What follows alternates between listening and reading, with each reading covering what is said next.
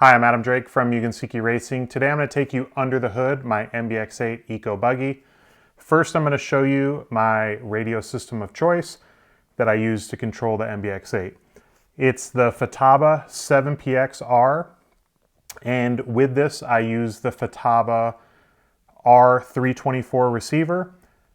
The reason why I use that receiver is because it has dual antennas, so if for some reason your antenna ever gets cut in some of the extreme 8-scale battles and conditions that we have to race in, inside the receiver case is a secondary antenna, so you'll still be able to control your vehicle. So let's take a closer look. We'll remove the body, we'll go over a bunch of the details, the products that I use in my MBX8 Eco buggy. So we'll start with the body. The body is painted by Dark Side Designs. The stickers, wing wrap, all my graphics, things like that are from Stick It One Racing. The body is the stock Mugen MBX8 Nitro body. So we'll go ahead and remove this and we'll dive into it. So we'll start with electronics. I use the ProTech 170 SBL steering servo, the ProTech 5600 milliamp high voltage silicone graphene battery. ProTech makes a bunch of different batteries. I choose the 5600 because it's a little bit smaller, lightweight, and still has plenty of capacity for the longer 10-minute mains. No real concern with doing warm-up laps, anything like that. Plenty of power to go the distance with the 5600 for buggy. The speed controller is the Tekin RX8 Gen 3 with the Tekin 1900 kV Gen 3 motor. The receiver, like I touched on, is the Futaba R324. And let's kind of dive into some of the hop-ups that I use. So from Mugen, some of the hop-ups would be the aluminum servo saver top. This just makes the steering a bit more consistent. It's a little bit more durable. The stock servo saver top works well, but over time, when dust and dirt gets between the two plastic pieces, it can make the servo saver action a little bit sticky. So the aluminum one helps with that. We have the Mugen 1mm carbon arm plates, both on the front as well as the rear.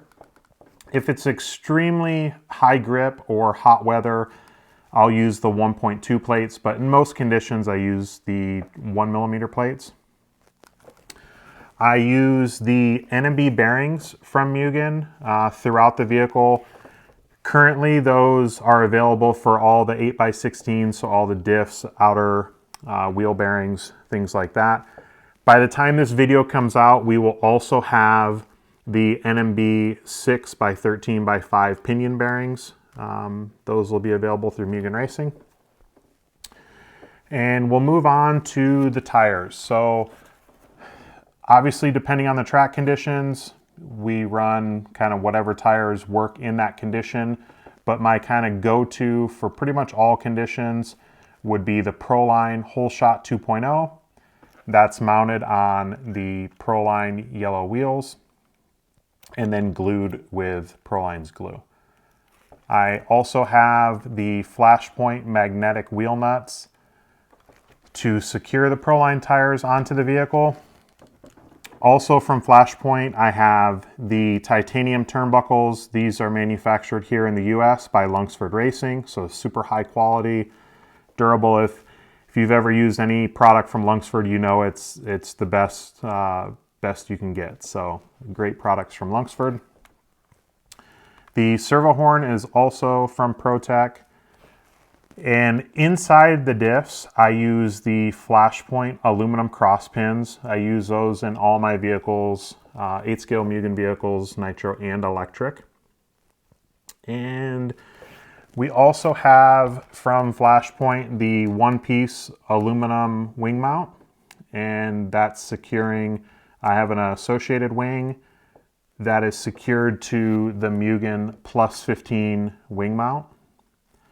Now Mugen has two wing mounts, so they have the Plus 15 and then the standard wing mount. And With the plus 15, not only does it allow you to run the wing in a higher position, it also moves the position of the wing forward 6 millimeters. And then the mounting positions are lowered because the wing mount overall is 15 millimeters higher. So essentially you're able to lower the center of gravity. It will kind of take away a little bit of that swaying back and forth and the rear end swapping. And then with the wing being moved forward, it'll also help and give a little bit more steering through kind of tighter 180s or hairpins. Another little trick that I have is the nut that's used to capture the pillow ball on the front upright. I secure one of those behind the battery here. There's already a hole in the battery tray. You just drop the nut down, run a screw through it, and that just allows the battery to stay a little bit more secure. It can't slide from front to back. Another thing that people kind of, it blows their mind or that they question, because I don't think too many other top guys use this. I use it's kind of, it looks like it's a clutch system, but it's actually more of like a slipper system. This is from Techno. I believe they call it a traction drive. So instead of having the springs to hold the shoes in, and then as it spools up, the shoes open up, the springs actually sit behind the shoes, pushing the shoes open. So it's always engaged.